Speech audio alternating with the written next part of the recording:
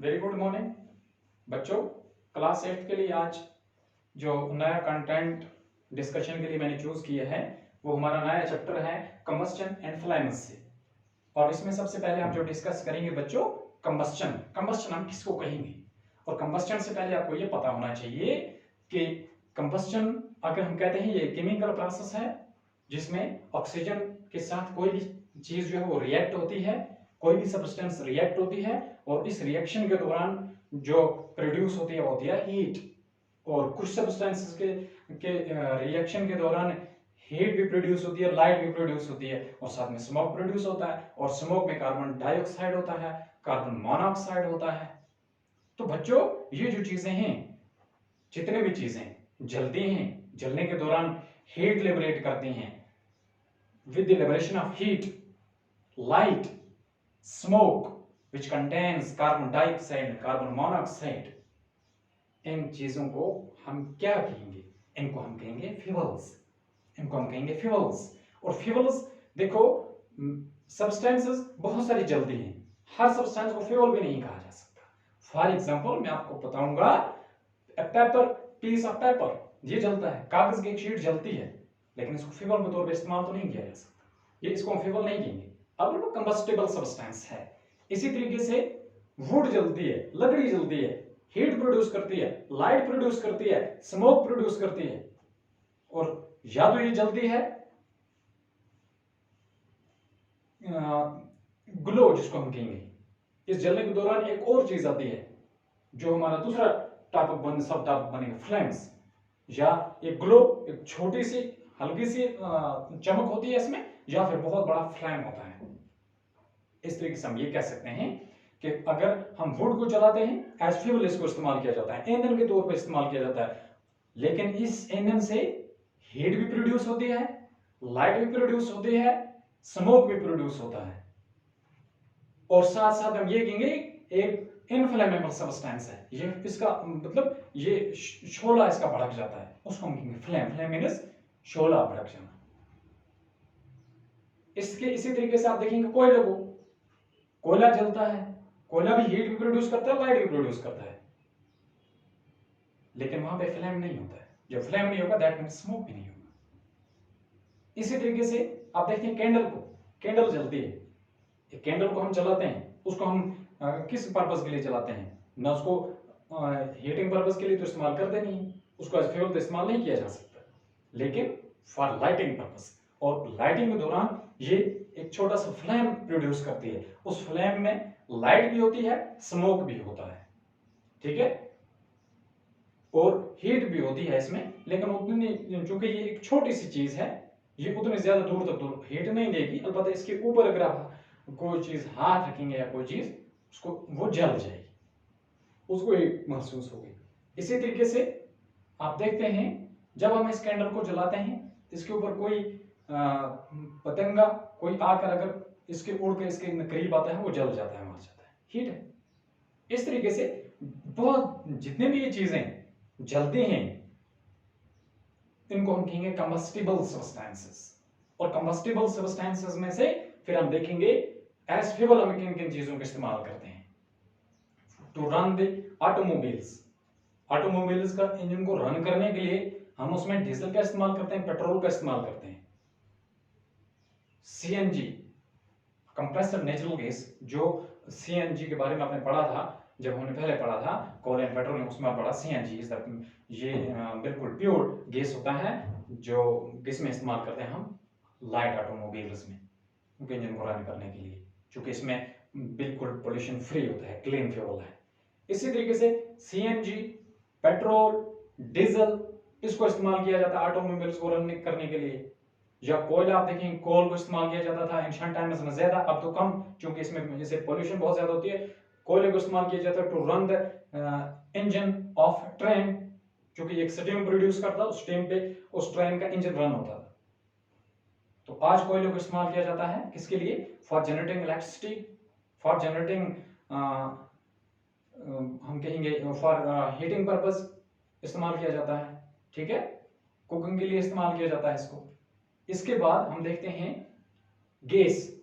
Gas को चाहे throw pipe से इस्तेमाल किया जाए या डायरेक्टली आप किसी सिलेंडर को इस्तेमाल करें, इसको इस्तेमाल किया जाता है फॉर कुकिंग पर्पस, और इसको हीटिंग के लिए भी इस्तेमाल किया जा सकता है। ठीक है, तो अगर इसको हीटिंग के लिए इस्तेमाल किया जाता है तो इसके तीनों यूज हैं, लाइटिंग के लिए भी, हीटिंग के लिए भी और हम कुकिंग के लिए भी। और जब कुकिंग के लिए आप इसको इस्तेमाल करते हैं, ये एक फ्लेम प्रोड्यूस करता है, उस फ्लेम में हीट भी होती है, उसमें थोड़ा स्मोक भी होता है, as compared to coal and fuels, हम कहेंगे वुड या काउ डंग, उसके मुकाबले में इसमें बहुत कम ये स्मोक होता है, ये लेस पोल्यूटिंग है। इस तरीके से जितनी भी सब्सटेंसेस हैं जो जलती हैं उनको हम कहेंगे कंबस्टिबल सब्सटेंसेस, और जो चीजें हम इस्तेमाल करते हैं एज फ्यूल्स, हर कोई चीज फ्यूल नहीं हो सकती, हर कोई कंबस्टिबल सब्सटेंस जो है वो फ्यूल नहीं हो सकती, फ्यूल्स की कैटेगरी अलग है। अब हम ये कहेंगे कि मेनली जो चीजें हम नेचुरल पाते हैं जो हीटिंग के लिए, लाइटिंग के लिए, कुकिंग के लिए इस्तेमाल करेंगे वो एज फ्यूल है। इस तरीके से अब हम कंबस्शन कहेंगे किसको? कंबस्शन एक रिएक्शन है किसी भी सब्सटेंस का, किसके साथ? ऑक्सीजन के साथ। अगर हम एयर की बात करेंगे, air is a composition of many gases, तो यहाँ पे आप सुटेबल जो है वो यही रहेगा कि reaction of any substance with the oxygen, एक केमिकल रिएक्शन है। केमिकल इसलिए हम कहेंगे इसको केमिकल रिएक्शन क्योंकि इसमें एक नई चीज प्रोड्यूस होती है, एक नई चीज इलाबरेट होती है। जैसे अगर आप ले लेंगे वुड को, और वुड को अगर आप जलाते हैं in the presence of oxygen, क्योंकि ऑक्सीजन की गैर मौजूदगी में कोई कंबस्शन हो नहीं सकता है, इट्स नॉट पॉसिबल कि ऑक्सीजन की गैर मौजूदगी में, ऑक्सीजन की एब्सेंस में कंबस्शन हो जाए, इट्स नॉट पॉसिबल। तो इसलिए चूंकि कंबस्शन अगर होगा, it is the reaction of any substance with oxygen, और इस केमिकल रिएक्शन के दौरान एक नई चीज प्रोड्यूस होती है, वहां पे है हीटिंग है, लाइट है, स्मोक है, इसलिए हम इसको कहते हैं केमिकल रिएक्शन है। तो बच्चों अब डायरेक्टली हम आते हैं कंबस्शन पे। कंबस्शन हम किसको कहेंगे? Combustion is a chemical process, ये केमिकल प्रोसेस है in which a substance reacts with oxygen, जिसमें कोई भी चीज रिएक्ट होती है किसके साथ? ऑक्सीजन के साथ, to produce heat is called combustion. ये इसलिए रिएक्ट होती है कि वहां पे क्या प्रोड्यूस होता है? हीट, इसको हम कहते हैं कंबस्शन। इस केमिकल रिएक्शन जो होती है किसी भी सब्सटेंस की ऑक्सीजन के साथ, इसको हम कहते हैं combustion. The substance that undergoes combustion is said to be combustible. जो चीज जलती है, जिस चीज का कंबस्शन होता है, जो चीज रिएक्ट होती है ऑक्सीजन के साथ टू प्रोड्यूस हीट, इसको हम कहते हैं कंबस्टिबल सब्सटेंस। क्या कहेंगे इसको हम? Combustible substance. It is also called as fuel. जिस चीज को हम कंबस्टिबल कहेंगे इसको हम फ्यूल कहेंगे। इसका दूसरा नाम क्या है? फ्यूल। क्योंकि कंबस्टिबल सब्सटेंस भी बहुत सारी हो सकती हैं। कंबस्टिबल जो चीज जलती है उसको कंबस्टिबल सब्सटेंस कहेंगे। फॉर एग्जांपल हम इस व्हाइट बोर्ड को ले लेंगे, अगर ये इसको भी हम जलाने की कोशिश करेंगे, जल जाएगा, दैट मींस कंबस्टिबल। अगर हम मेटल को जलाना चाहेंगे, जल जाएगी, दैट मींस कंबस्टिबल। इस मार्कर को जलाना चाहेंगे, जल जाएगा, दैट मींस कंबस्टिबल। इसका जो प्लास्टिक है ये मेल्ट हो जाएगा। इसका मतलब ये होगा कंबस्टिबल हर कोई सब्सटेंस हो सकती है, लेकिन फ्यूल हर कोई चीज नहीं हो सकती। तो इसलिए जो कंबस्टिबल सब्सटेंस है इनको हम फ्यूल भी कहते हैं, ईंधन भी कहते हैं। It is also called as fuel. The fuel may be a solid, liquid और गैस। जैसे मैंने पहले आपको बताया कि सॉलिड भी, यानी जो फ्यूल है, फ्यूल सॉलिड फॉर्म में हो सकती है, जैसे कोयला, जैसे लकड़ी, जैसे काऊ डंग, ठीक है। और उसके बाद solid can be in liquid form, जैसे पेट्रोल, डीजल, केरोसिन ऑयल। आया समझ? इसके बाद आगे चलते हैं। और गैस, गैस तो आपको पता है, ये नेचुरल गैस, फॉसिल फ्यूल, ठीक है। Sometimes light is also produced during combustion as flame, यानी कंबस्शन के दौरान कभी कभार लाइट भी प्रोड्यूस होती है। कंबस्शन के दौरान लाइट भी प्रोड्यूस होती है एज फ्लेम और ग्लो, यानी एक फ्लेम की सूरत में या ग्लो की सूरत में। ग्लो मतलब छोटी चमक, ऊपर शोला न बढ़ के लेकिन चमक दे। जैसे आप देखते हैं अगर आप कोयले को जलाएंगे, कोयले को जलाने के दौरान वहां से फ्लेम तो नहीं उठता, वो अपनी जगह ग्लो करता है, लाइट देता है वहां से, लेकिन फ्लेम नहीं उठता है। इसी तरीके से उसके बाद अगर गैस को जलाएंगे, गैस फ्लेम भी प्रोड्यूस करेगा, हीट भी देगा और स्मोक भी देगा। आप लकड़ी को जलाएंगे, ये फ्लेम भी प्रोड्यूस करेगी, ये हीट भी प्रोड्यूस करेगी, ये लाइट भी प्रोड्यूस करेगी। आप कैंडल को जलाते हैं, ये एक फ्लेम प्रोड्यूस करता है, साथ में स्मोक प्रोड्यूस करता है।